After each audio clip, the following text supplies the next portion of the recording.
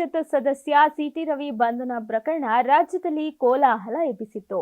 ಆದರೆ ಸದ್ಯ ಬಿಜೆಪಿ ಮತ್ತೆ ಹಳೆ ಹಾದಿ ಹಿಡಿದಿದ್ದು, ಶಾಸಕ ಬಸನಗೌಡ ಪಾಟೀಲ್ ಯತ್ನಾಳ್ ನೇತೃತ್ವದ ರೆಬಲ್ಸ್ ಟೀಮ್ ಗುರುವಾರ ಮತ್ತೆ ಸಭೆ ನಡೆಸಿದೆ.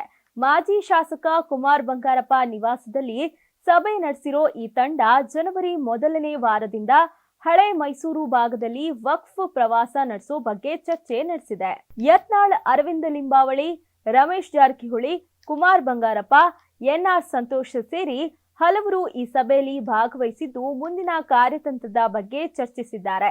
ಸಭೆ ಬಳಿಕ ಸುದ್ದಿಗಾರರ ಜೊತೆಗೆ ಮಾತನಾಡಿರೋ ಅರವಿಂದ ಲಿಂಬಾವಳಿ, ಈಗಾಗಲೇ ನಾವು ಮೊದಲ ಸುತ್ತಿನ ವಕ್ಫ್ ಹೋರಾಟ ಪೂರ್ಣಗೊಳಿಸಿದ್ದೇವೆ. ಕರ್ನಾಟಕದ ಅಧಿಕಾರಿಗಳನ್ನ ಗುರುವಾರ ಜೆಪಿಸಿ ವಿವರಣೆ ಪಡೆಯುವುದಕ್ಕಾಗಿ ಕರೆದಿತ್ತು. ನನಗೆ ಪ್ರತಾಪ್ ಸಿಂಹ, ಕುಮಾರ್ ಬಂಗಾರಪ್ಪ ಅವರಿಂದ ಇನ್ನೂ ಹೆಚ್ಚಿನ ಮಾಹಿತಿಯನ್ನ ಜೆಪಿಸಿ ಕೇಳಿದೆ. ಆ ಹಿನ್ನೆಲೆಯಲ್ಲಿ ಚರ್ಚೆ ಮಾಡೋಕೆ ಇವತ್ತು ಸಭೆ ಸೇರಿದ್ವು ಅಂತ ಹೇಳಿದ್ರು. ಬಾಯಲ್ಲಿಟ್ರೆ ಬೆಣ್ಣೆಯಂತೆ ಕರಗುವ ಜೀನಿ ರಾಗಿ ಬಿಸ್ಕತ್ ಹಾಗೂ ಮಕ್ಕಳಿಗೆ ವಿಶೇಷವಾಗಿ ತುಪ್ಪ ಮತ್ತು ಬೆಣ್ಣೆಯೊಂದಿಗೆ ತಯಾರಿಸಿದ ರಾಗಿ ಸರಿ ಹಿಟ್ಟಿನ ಬಿಸ್ಕತ್. ಇನ್ನು ಜನವರಿ ಮೊದಲ ವಾರದಲ್ಲಿ ದಿಲ್ಲಿಗೆ ಹೋಗಿ ಮಾಹಿತಿ ಕೊಡೋ ಕೆಲಸ ಮಾಡ್ತೇವೆ.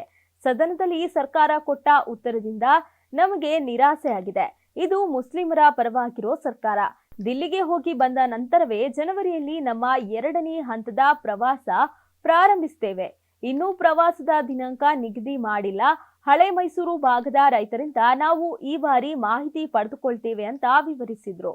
ಇನ್ನು ಇಂದು ನಾವು ನಡೆಸಿರುವುದು ಪ್ರತ್ಯೇಕ ಸಭೆ ಅಲ್ಲ, ಭಿನ್ನಮತವೂ ಅಲ್ಲ. ನಾವು ವಕ್ಫ್ ವಿಚಾರದ ಬಗ್ಗೆ ಚರ್ಚೆ ನಡೆಸಿದ್ದೇವೆ. ನಮ್ಮ ಸಭೆಯ ಬಗ್ಗೆ ಮಾಜಿ ಶಾಸಕರು ಏನಾದ್ರೂ ಹೇಳಿಕೊಳ್ಳಿ, ನಾವು ವಕ್ಫ್ ಹೋರಾಟ ನಿಲ್ಲಿಸೋದಿಲ್ಲ.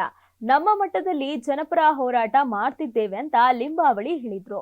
ಇನ್ನು ಸಚಿವೆ ಲಕ್ಷ್ಮೀ ಹೆಬ್ಬಾಳ್ಕರ್ ಅವರ ಬಗ್ಗೆ ಸಿಟಿ ರವಿ ಅವಾಚ್ಯ ಪದ ಬಳಕೆ ಮಾಡಿರೋ ಬಗ್ಗೆ ಪ್ರತಿಕ್ರಿಯೆ ನೀಡೋದಾಗಿ ಮಾಜಿ ಸಚಿವ ರಮೇಶ್ ಜಾರಕಿಹೊಳಿ ನಿರಾಕರಿಸಿದ್ದಾರೆ.